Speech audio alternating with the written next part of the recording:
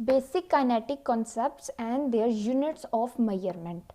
Kinetic concepts छोटे छोटे terms हैं हमारे पास, जिसमें आ जाती है inertia, mass, force, centre of gravity, weight, pressure, volume, density, torque and impulse. इन सब की डेफिनेशन को, इनका फॉर्मूला, इनका यूनिट ऑफ मेजरमेंट देखेंगे इस वीडियो के अंदर। सबसे पहले हमारे पास आ जाता है इनर्शिया। इनर्शिया क्या होता है? इन सिंपल वर्ड्स इनर्शिया कहा जाता है कि एक बॉडी या कोई भी ऑब्जेक्ट या कोई भी चीज़, उसके अंदर इतनी जो एबिलिटी है कि वो रेजिस्ट कर सके अपनी जो करंट सिचुएशन होती है, इनकी करंट स्टेट ऑफ मोशन होती है, उसको चेंज ना करने दे। फॉर एग्जाम्पल सिंपली ये मेरे पास एक मार्कर पड़ा हुआ है, अब ये मार्कर मूव कर रहा है, अब ये मतलब स्टैटिक हो गया। अब ये जो मार्कर, अब इसके अंदर ये अब कब तक अपनी पोजीशन को या अपनी स्टेट ऑफ मोशन को इसी तरह बरकरार रखता है, अपनी स्टेट ऑफ मोशन में चेंज नहीं आने देता। तो ये जो एबिलिटी है ना उसकी कि वो अपनी रेजिस्टेंस, अपनी जो स्टेट ऑफ मोशन है उसको चेंज ना करे, ये इनर्शिया की वजह से थे। अगर ये मूव करिए तो ये मूव करती रहेगी, तो ये जब मूव करी जा रही है, रुक नहीं रही जब तक कि कोई एक्सटर्नल फोर्स नहीं लगती इस पर ज़्यादा, उसकी ताकत से ज़्यादा, तो तब तक ये रुकेगी नहीं। तो जब तक ये चल मूव करी जाएगी, तो ये इसकी जो एबिलिटी है कि वो अपनी चेंज ऑफ मोशन को चेंज नहीं कर रही। अगर वो चल रही है तो वो चली जा रही है, रुक गई है तो रुकी हुई है। तो यही जो उसके अंदर एबिलिटी होती है, इसी को हम क्या कहते हैं? इनर्शिया कहते हैं। इनर्शिया के ना बेसिकली यूनिट्स जो होते हैं ना वो नहीं होते, तो मेजरमेंट ऑफ यूनिट्स नहीं होते इसके। तो ये सिंपली हमारे पास था इनर्शिया। नेक्स्ट हमारे पास आ जाता है मैस। मैस किसको कहते हैं? Quantity of matter. किसको कहते हैं? Quantity of matter. कि एक ऑब्जेक्ट की, कोई भी बॉडी किसी भी एक खास जगह के अंदर, अब जितना मैस पड़ा हुआ है, जो चीज़ पड़ी हुई है, उस मैटर यानी कि मादा पड़ा हुआ है, उसकी कितनी क्वांटिटी है। अब फॉर एग्जांपल मैं ये मार्कर है तो इसको मैं क्वांटिटी करूँगी, इसका जो वेट करूँगी, इसको जो है वो मेजर करूँगी इसकी क्वांटिटी को, तो वो क्या होगा? इसका मैस होगा। तो इसका जो यूनिट होता है ना, यूनिट्स ऑफ मेजरमेंट, अब दो तरह के यूनिट्स है, एक मैट्रिक यूनिट्स और एक इंग्लिश यूनिट्स। मैट्रिक्स के अंदर मैस का जो यूनिट होता है वो होता है किलोग्राम, और इंग्लिश के अंदर इसका जो यूनिट होता है वो होता है हमारे पास स्लग। एंड पे ना मैं इन सब का एक चार्ट भी दे दूंगी, पिक्चर ऐड कर दूंगी, उसके अंदर इन सब के जो है वो इंग्लिश यूनिट्स भी और इन सब के मैट्रिक यूनिट्स भी लिखे होंगे। लेकिन साथ साथ अब ज़्यादातर हम समझते हैं कि बेसिकली होती क्या है ये चीज़ें। नेक्स्ट हमारे पास आ जाता है फोर्स। फोर्स क्या कहते हैं? अब फोर्स दो तरह से हो सकते हैं, कोई भी पुश या पुल। अब किसी चीज़ को चाहे हम धकेल रहे हैं, चाहे हम उसको खींच रहे हैं, ठीक है, तो अब किसी भी बॉडी के ऊपर वो हमारे पास क्या होती है? फोर्स। अब अगर ये मार्कर इधर पड़ी हुई है, मैं इसके ऊपर ये इसको धक्का दे रही हूँ, ठीक है, इसको मैंने धक्का दिया है। अब इस धक्का देने से क्या हुआ है? जो इसका मैस था वो क्या हो गया? एक्सेलरेट हो गया ना। उसकी जो वेलोसिटी थी, अगर ये स्टॉप था, इसकी वेलोसिटी नहीं थी, तो इसको ये वेलोसिटी हो गई इसकी, यानी कि इसकी एक्सेलरेशन में चेंज आ गया। तो फोर्स की वजह से मैस जब एक्सेलरेट करता है, यही हमारे पास फोर्स होती है। पुश भी हो सकती है, पुल भी हो सकती है। तो force is equals to M A, ये इसका क्या है? Formula. Force is equal to product of mass and acceleration. यानी कि फोर्स एक एबिलिटी है, कोई भी फोर्स इंटरनल हो सकती है, एक्सटर्नल हो सकती है, यानी कि जो एक मैस को एक उसको क्या कर सके?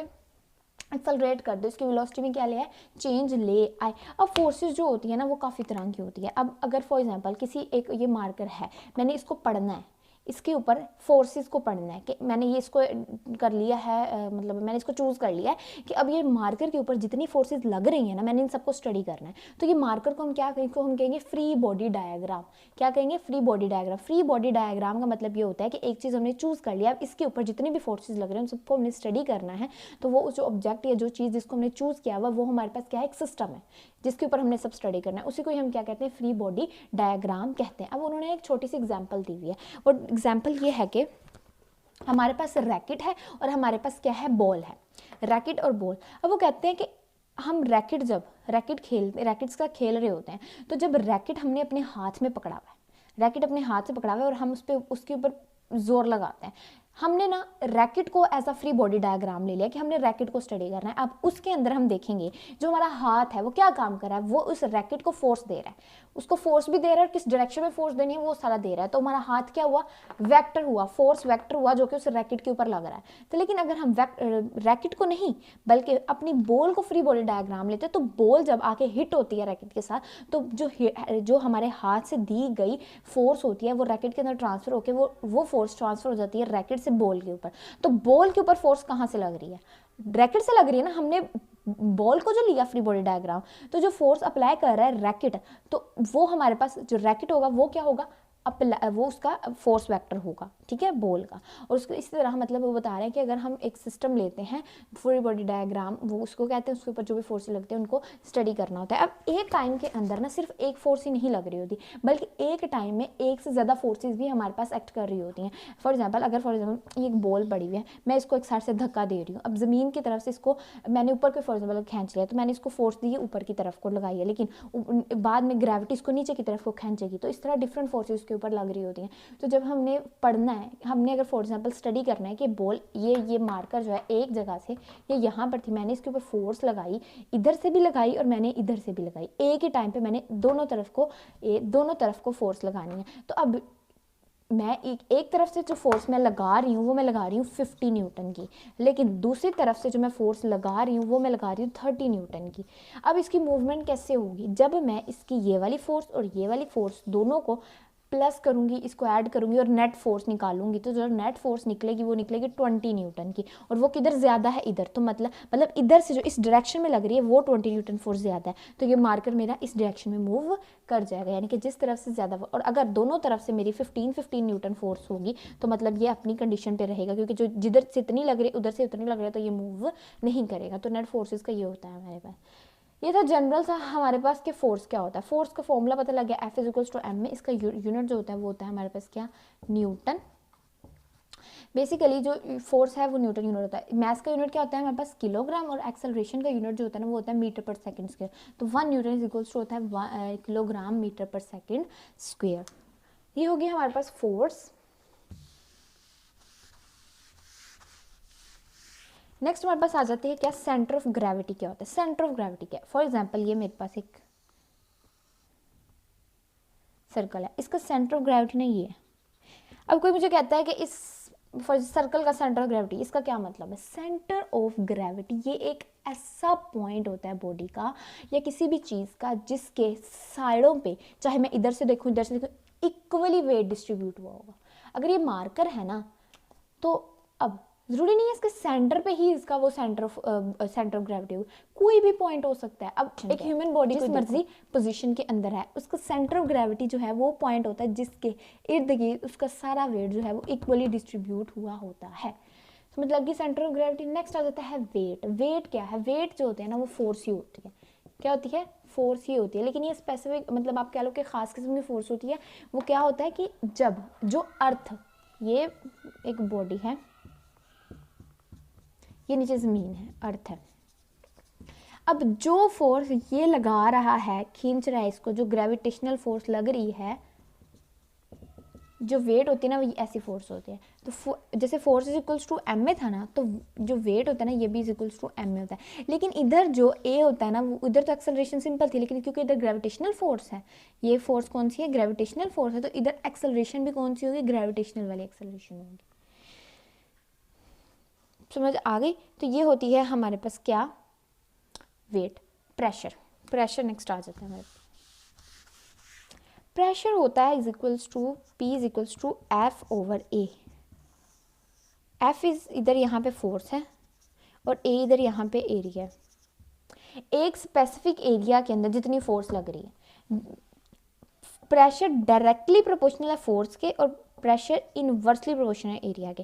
कि जैसे जैसे एरिया ज़्यादा होगा प्रेशर डिक्रीज होगा, जैसे जैसे फोर्स ज़्यादा होगी प्रेशर ज़्यादा होगा। यानी कि ज़्यादा फोर्स लगा रहे हैं हम लेकिन एरिया कम है, एरिया कम है फोर्स ज़्यादा तो प्रेशर ज़्यादा, लेकिन एरिया ज़्यादा है तो फोर्स उतनी, बेशक उतनी फोर्स लगा रहे हैं तो प्रेशर जो होगा वो क्या हो जाएगा, कम हो जाएगा। प्रेशर का यूनिट जो होता है ना वो होता है हमारे पास पास्कल। वैसे देखा जाए तो Newton, force Newton per metre, sorry force Newton होती है और एरिया का यूनिट क्या होता है, मीटर स्क्वायर। तो Newton per metre square is equal 1 pascal equal होगा Newton per metre square. Okay, pressure के बाद हमारे पास क्या आ जाता है, वॉल्यूम। वॉल्यूम कहते हैं हम कि एक चीज़ ने, एक बॉडी ने जो थ्री डायमेंशनली स्पेस ऑक्यूपाई की होगी, उसके अंदर उसकी लेंथ भी आएगी, उसकी विड्थ भी आएगी, उसका एरिया यानी उसकी हाइट भी आएगी। Length width height. अब इस मार्कर की अगर यहाँ पे है तो इसकी विड्थ कितनी है, इसकी हाइट कितनी है, इसकी चौड़ाई कितनी है, तो ये सब जब एक बॉडी ने एक एरिया ऑक्यूपाई किया हुआ है, बस हमने उसका एरिया देखना है उसने ऑक्यूपाई किया हुआ है, तो वो जो एरिया उसने ऑक्यूपाई किया होगा उसको हम क्या कहते हैं, उसका वॉल्यूम कहते हैं। इसका यूनिट जो होगा, लेंथ का यूनिट भी मीटर होता है, विड्थ का यूनिट भी मीटर होता है, हाइट का यूनिट भी मीटर होता है। इन सबको करोगे तो मीटर क्यूब जो है ये किसका यूनिट आएगा हमारे पास, वॉल्यूम का यूनिट आ जाएगा क्या, मीटर क्यूब। आगे आ जाता है डेंसिटी। डेंसिटी और वॉल्यूम में ना थोड़ा सा है, जैसे कि एक चीज़ को हमने बता दिया, सिर्फ हमने बताया कि इतनी स्पेस ऑक्यूपाई किया, लेकिन हम उसका अगर वेट भी देखें तो वो हमारे पास डेंसिटी होता है कि mass per volume, mass per unit volume. अब फॉर एग्जाम्पल टेनिस बॉल, हम दो बॉल्स देखें, एक हार्ड बॉल और सिंपल प्लास्टिक की बॉल। ये मेरे पास सिंपल प्लास्टिक की बॉल है, ये मेरे पास हार्ड बॉल है, दिखने में इनका एरिया जो होगा वो सेम है, ठीक है, इसने भी उतना ही एरिया को पाई, लेकिन जो सिंपल प्लास्टिक की बॉल बहुत हल्की होती है, लेकिन जो हार्ड बॉल होती है बहुत ज़्यादा डेंस होती है, तो हार्ड बॉल की डेंसिटी ज़्यादा होगी क्योंकि उसका मैस ज़्यादा है, ठीक है। वॉल्यूम तो दोनों का सेम है, लेकिन इसका जो मैस कम है तो इसलिए इसकी डेंसिटी क्या होगी, कम होगी। तो डेंसिटी क्या होती है, मैस पर यूनिट वॉल्यूम, के वॉल्यूम के अंदर कितना मैस है। अब नेक्स्ट हमारे पास आ जाता है torque, and at the end हमारे पास आ जाता है इम्पल्स। टॉर्क क्या होता है और इम्पल्स क्या। एक बॉडी पड़ी हुई है, मैं उसके ऊपर कोई फोर्स लगाती हूँ, अब वो क्या कर रही है, मूव कर रही है, जनरल मूव हो रही है। अब ये मूव क्यों है, क्योंकि हमने इस पर फोर्स लगाई है। अगर मैं क्या करूँ, इसके पैरेलल फोर्स लगाऊँ और इसके सेंटर पे लगाऊँ, तो सेंटर पे जब मैं फोर्स लगाऊंगी तो ये बॉडी क्या करेगी, अपना एक जगह से दूसरी जगह, मतलब कि अगर ये यहाँ पड़ी हुई थी तो मैंने जब इसके सेंटर पे लगाई तो ये मूव करके यहाँ आ गई। अब एक पॉइंट से दूसरे पॉइंट पे इसने ट्रैवल किया, जब एक जगह से दूसरी जगह मूव करती है उसको कहते हैं हम ट्रांसलेशनल मोशन। जब एक बॉडी के पैरेलल में फोर्स लगाऊंगी और उसके सेंटर पे नहीं बल्कि उसके किसी भी अदर देन पॉइंट पे लगाऊंगी तो वो बॉडी हमारे पास रोटेट करेगी, क्या करेगी, रोटेट करेगी और ट्रांसलेशन में एक पॉइंट से दूसरी जगह मूव भी करेगी और साथ में रोटेशनल इफेक्ट भी देगी। तो ये वाली जो मूवमेंट होती है, रोटेटरी इफेक्ट होता है, उसी को हम क्या कहते हैं, टॉर्क कहते हैं, रोटेटरी इफेक्ट। ये कैसा हुआ, पैरेलल फोर्स और other than centre of gravity.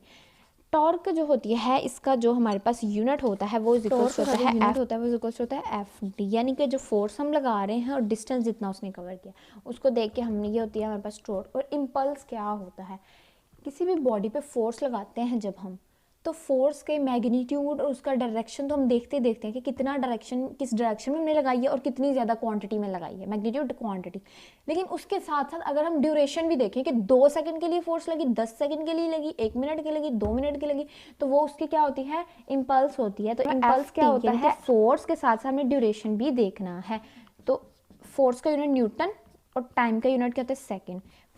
Torque में फोर्स का यूनिट न्यूटन और डिस्टेंस का यूनिट क्या होता है, मीटर, सॉरी एनएम। फोर्स का यूनिट होता है न्यूटन और जो डिस्टेंस का यूनिट होता है वो क्या होता है हमारे पास, मीटर। तो ये तो जनरली ये जो होती है मतलब इनर्शिया, मैस, सिंपल वर्ड्स में इनको हम, ये क्या चीज़ें होती हैं, इनकी प्रॉपर डेफिनेशंस और इनके जो proper units of measurement, English unit भी और मेट्रिक यूनिट भी। नेक्स्ट मैं पिक्चर्स ऐड कर दूंगी, उधर से आप याद कर सकते हैं।